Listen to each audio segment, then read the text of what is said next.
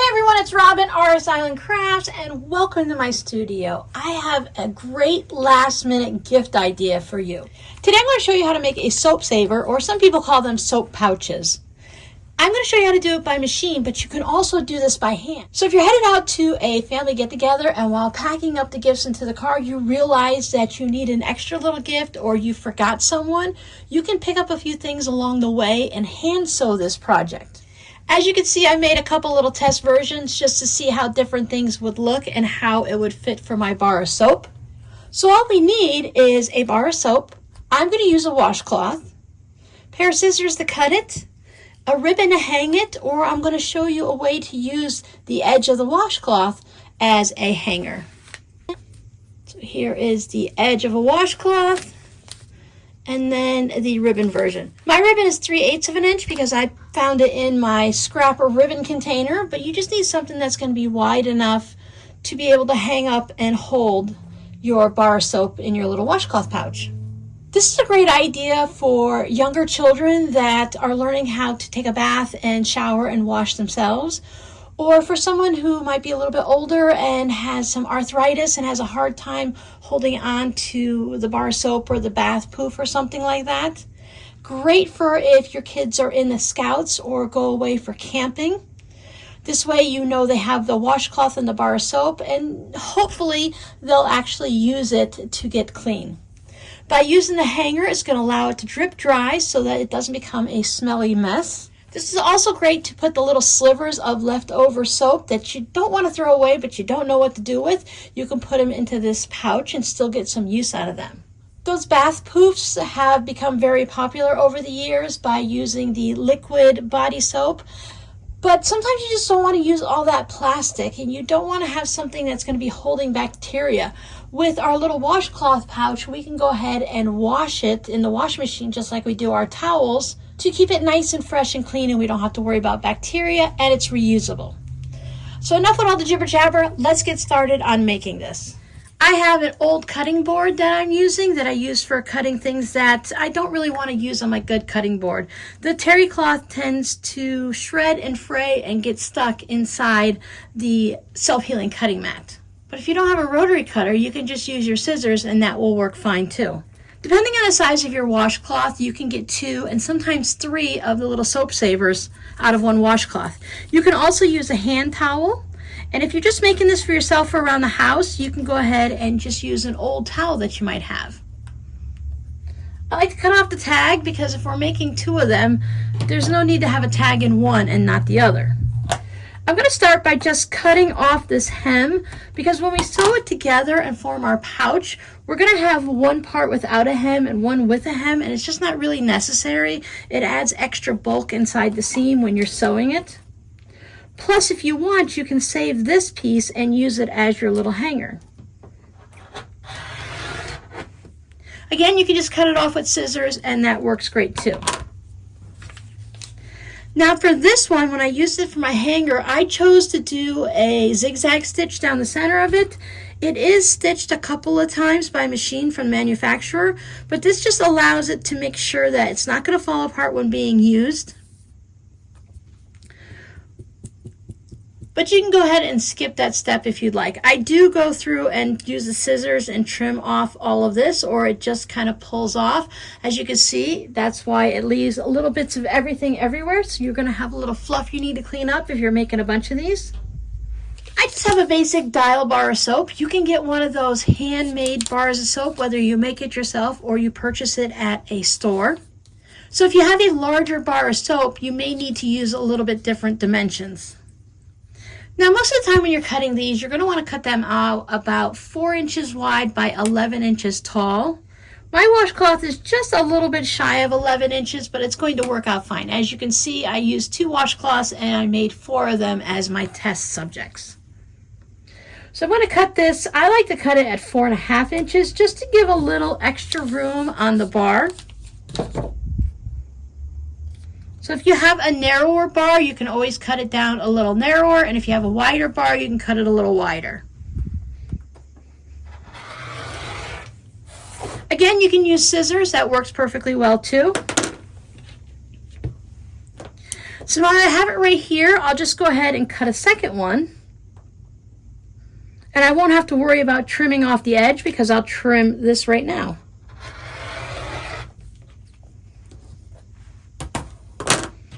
Now I'm just throwing this away, but if you want, you can find some type of a use for it. Maybe turn it into a little sports wrist cuff for somebody.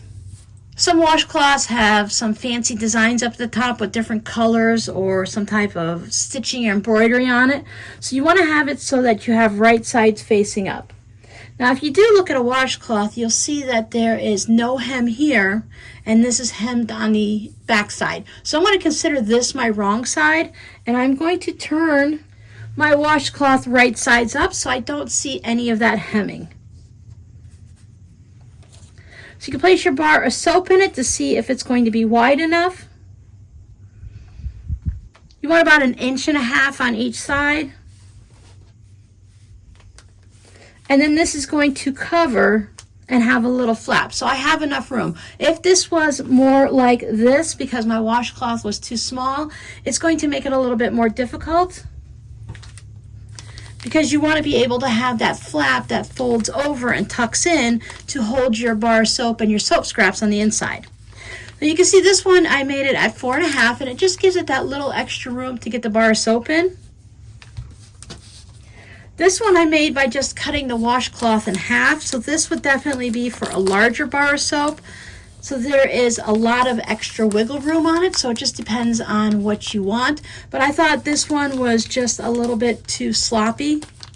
I want the fancy part of my flap to be on the outside, so I'm going to fold that part down first. And then I'll fold the bottom up. Now my bottom's already hemmed, so I don't have to worry about that. If you're making this out of a hand towel or just leftover terry cloth or an old towel, you want to put a little bit of a hem on the bottom just so it doesn't fray, or you can just run it through the serger. If you have a serger, this project's going to go super quick for you. Now don't forget to put your ribbon in, or your little hem seam bit here as a hanger, so that they can hang this up and let it drip dry. Again, so it doesn't become a slimy, smelly mess. You don't want the person you're giving this to have to wash it every day. Now you can put your ribbon just 2 inches down from the top, but with this washcloth, I was just putting it right on this flat part. And when you put it down, you want to fold your ribbon in half, and you want to have just a little bit hanging over the edge. Now my ribbon I cut at 5 inches. You can make it a little bit longer if you'd like, but I thought this was just enough to hang it on a hook. This one is definitely longer, so it's totally up to you on what you think you might want or what your friends and family might want. I want to take this over to the sewing machine, and I'm just going to sew this down about 1/8 or 1/4 of an inch away from the edge, just to hold it in place so I don't have to hold it in place with pins and clips. I think if you're sewing with a group of children or just your own child, that this would be a really great project for them to work on. It's pretty flexible. It's kind of hard to make too much of a mistake on it, so it would give them a good sense of accomplishment. I did stitch back and forth a couple times just to hold it into place, because this is going to hold the weight of a wet washcloth and a bar of soap. You can't wring this wash bag out that easily, so you're going to have that extra weight of the water. So we want to make sure we hold it in there nice and tight. So I'll place this back in. You see I have my loop on the inside, because if it was on the outside when we sew it together, you wouldn't have a loop. So I have my flap down first, and I bring up my sides. And this is a little bit of a thick area, so I've been using these larger clips, but you can also pin it. I put these clips in just right there, just to hold it in place so I know where it is. You can also put a pin in, no problem. That way when I take the bar of soap out, that stays held together. And then I can just change it so it's holding all 3 layers. That's just something I do to hold it in place. You can just clip it all the way through the first time. Then I'm going to add clips down to the bottom just to hold it in place. Now you can take it here and just hand sew it, whip stitch it around, or just stitch down that way straight.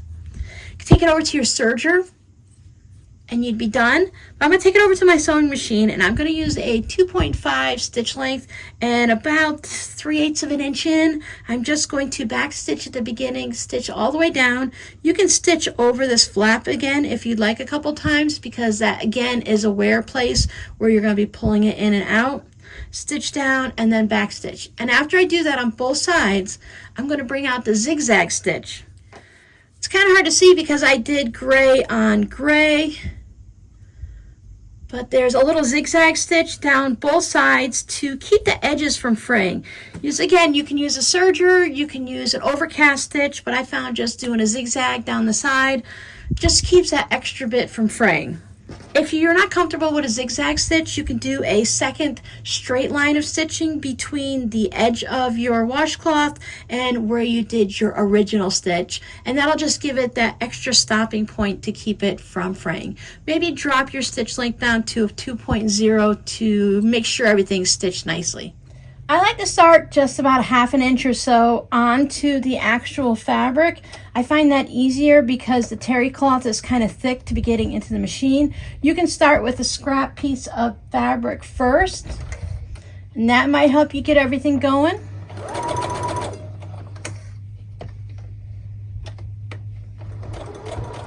And then back stitch.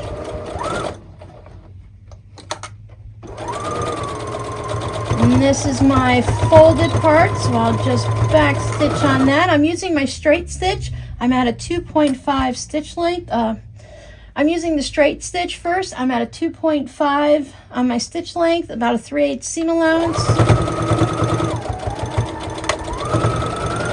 Back stitch at the end.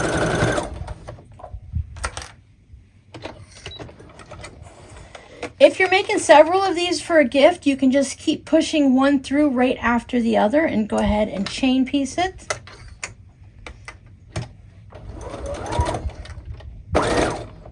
This time I'm starting at the bottom.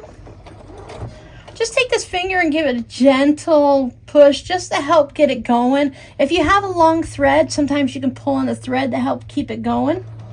And then back stitch just so that my thread doesn't come undone.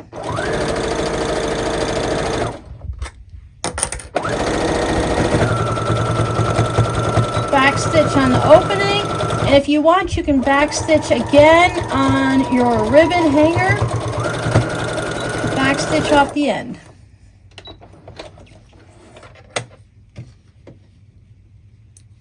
Change the settings on your machine so that you're doing the zigzag. Back stitch. And then you're just going to stitch between that seam you just did and the edge of your fabric. If you want, you can let it go a little bit over the edge of the fabric to lock everything in.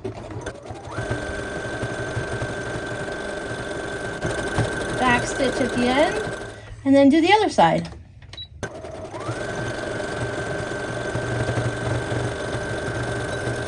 The zigzag will also add extra strength to where the pouch flips and to your little hanger.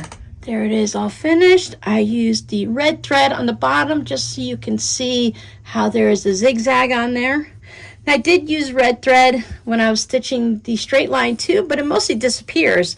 So you could really use any color thread that you might happen to have on hand to finish these pouches up. I'm going to trim that little bit of ribbon off just because it's sticking out the edge. I left it hanging out to begin with just to make sure that it was going to get caught in a seam and I didn't have to worry about it. So now we're just going to turn it right side out. Many times we will trim the corners when we're doing pouches. I didn't do that at all. It's a very forgivable with the washcloth material. So you can just poke out the corners with your finger. There's our hanger down below from the top. So there is our little fancy bit that's hanging over the top so that we can see it. Just pop your bar of soap in.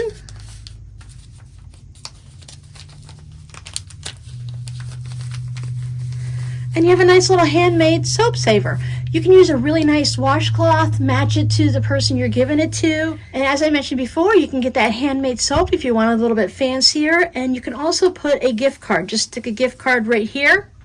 I know many times they come on a cardboard thing, but if you have one of the ones that just come in a sleeve, you can tuck in a gift card. So now you have the handmade gift, and if you have handmade soap, and then you can give them a little gift card so that they can go out and purchase something that, whatever it is that they might want to have. So this video took me longer to make than it will take you to make 2 of these little soap savers. Your scrappy word for today is soap. Do you use handmade soap? Do you use a regular bar soap? Or do you use a liquid soap? I use all of the above. It all depends on which room of my house you're in and what the purpose of the soap is. I do normally use a bath poof, but I do think I might need to use one of these as a soap saver to at least save all the little bits of soap left over from my bars. Thank you guys so much for hanging out with me. I'll see you in the next video. Bye!